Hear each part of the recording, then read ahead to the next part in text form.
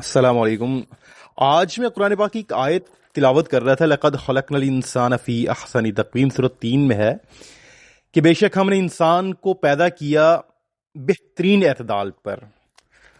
اور یہ جب آیت کا تھوڑا سا مفہوم میں نے سمجھا پڑھا تو میرا دل کیا کہ انہیں آپ کے ساتھ شیئر کیا جائے کہ رب کریم نے انسان کو کس طرح سے بنایا، کس طرح سے پیش کیا، کس طرح سے اس کی ویلیو کو جو ہے وہ بیان کیا۔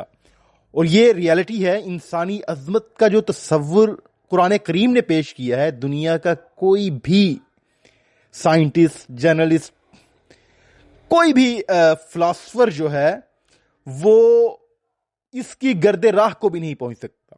قرآن نے عظمت انسان کا جو نظریہ پیش کیا، جب اس کا مطالعہ کیا جاتا ہے تو دنیا کے جتنے بھی آپ کو سائنٹسٹ ہیں، جرنلسٹ ہیں، فلاسفرز ہیں، وہ سب آپ کو بیک پہ نظر آئیں گے۔ انسان کو احسن تقویم کے لقب سے سرفراز فرمایا اللہ رب العزت نے۔ اور اگر آپ خوش دلی کے ساتھ بغور مطالعہ کرتے ہیں تو آپ کو نظر آتا ہے کہ انسان کی کیا ورتھ ہے۔ انسان کو بنظر غائر دیکھا جائے تو یہ حقیقت روز روشن کی طرح واضح ہو جاتی ہے کہ حسن و کمال میں کوئی چیز بھی انسان کی ہمسری کا دعویٰ نہیں کر سکتی۔ گراں قیمت حیوان، زور آور جانور، درندے پرندے، ہوائی اور آبی مخلوقات، سب کی سب انسان کے سامنے کم نظر آتی ہے۔ اور اگر آپ غور کریں تو ایک 5 فٹ کا انسان جو ہے وہ کس طرح سے ایک بہت سے بڑے جانور کو قابو کیے ہوتا ہے، کس طرح انسان گھوڑوں کی لگام کو قابو کرتا ہے، کس طرح انسان چاند کے اوپر قدم رکھتا ہے، کس طرح سے انسان کو دیکھیں کہ وہ دنیا کو کس طرح سے فتح کرتا ہے۔ سمندروں میں اس نے اپنی وکٹری دکھائی ہے۔ اس نے جہاں بھی آپ دیکھیں، سائنس اور ٹیکنالوجی میں دیکھیں، آرٹیفیشل انٹیلیجنس میں دیکھیں، جہاں بھی آپ دیکھیں گے انسان نے اپنا لوہا جو ہے وہ منوایا ہے۔ اور یہ آیت جو قرآن پاک کی ہے، لقد خلقنا الانسان فی احسن تقویم، کہ ہم نے انسان کو ہر اعتبار کے ساتھ، بھلے وہ عقل و شکل ہو، ہر اعتبار کے ساتھ اعتدال پر پیدا کیا، اور کوئی بھی چیز جو ہے وہ اس کا مقابلہ نہیں کر سکتی۔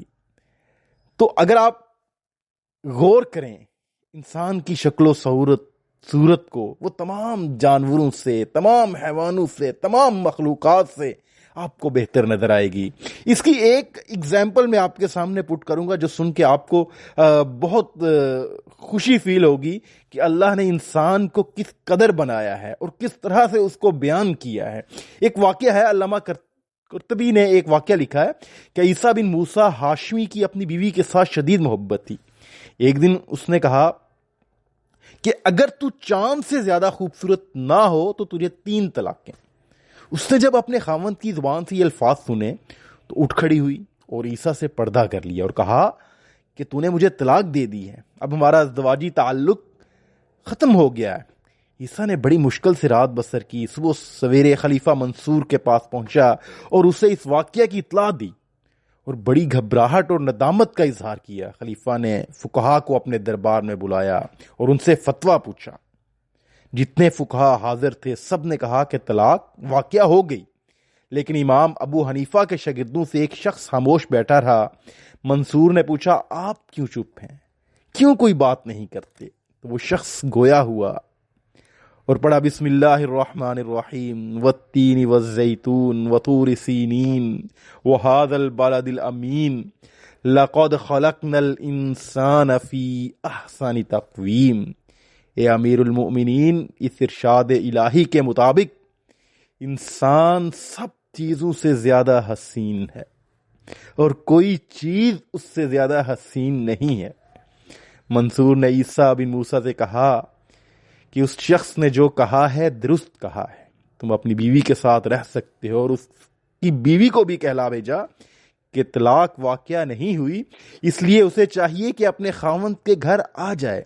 اس سے معلوم ہوا کہ انسان باطن اور ظاہر میں، صورت کے جمال میں، بناوٹ میں اللہ تعالیٰ کی ساری مخلوق سے زیادہ حسین و جمیل ہے.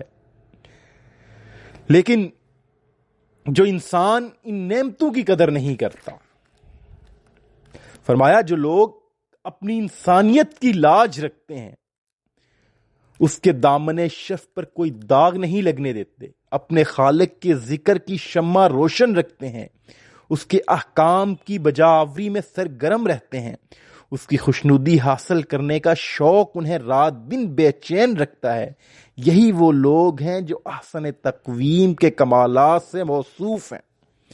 ان کو ہی اللہ تعالیٰ ایسا اجر دے گا جو کبھی منقطع نہ ہوگا. جب تک وہ اس دنیا میں زندہ رہیں گے ان پر ان کے رب کی رحمت نازل ہوتی رہے گی. جب یہاں سے رخت سفر باندھنے لگیں گے تو انہیں راضیتم مرضیہ کی نوید سنائی جائے گی. جب قیامت کے دن قبروں سے اٹھیں گے تو لا خوف علیہم ولا ہم یحزنون کی شان ان کے چہروں سے ظاہر ہو رہی ہوگی. اور جب فردوس بری میں قدم رکھیں گے تو سلام قولا من رب الرحیم سے ان کا استقبال کیا جائے گا. انہوں نے تو کچھ مدت اپنے رب کی بندگی میں گزاری، لیکن ان کا رب جن نعمتوں سے انہیں نوازے گا وہ پایا ناپذیر ہوں گی. تو اللہ رب العزت نے جو مقام، جو شرف انسان کو دیا ہے، حسن و جمال میں، کمالات میں، فہم و فراست میں، دانش مندی میں، تو انسان کا بھی حق بنتا ہے کہ وہ اپنے آپ کو اس مقام پہ رکھے، نہ کہ منفی ہو جائے، گر جائے، اپنے آپ کو اپنے مقام سے گرا دے، اپنے رب کی بندگی سے پیچھے ہٹ جائے، دنیا کی تمام جو نیگیٹو چیزیں ہیں ان کو ختم نہ کرے. تو یہ انسان کے کمالات اور انسان کو جو اللہ نے شرف بخشا ہے اس کے خلاف ہے. تو ہر انسان جو ہے وہ اپنی ویلیو کو دیکھے، اپنی قدر کو دیکھے کہ اللہ نے اسے کس طرح سے پیدا کیا، اس کے مقام کو کس طرح سے بیان کیا. تو ہر انسان وہ اپنے اس لیول کو سمجھے اور اپنی زندگی کو ایک جس طرح اللہ نے فرمایا ہے، جس طرح حکم دیا ہے، اللہ کے رسول صلی اللہ علیہ وسلم نے جس طرح سے زندگی گزارنے کا طریقہ بتایا ہے، اس سے ایک قدم بھی پیچھے نہ ہٹے.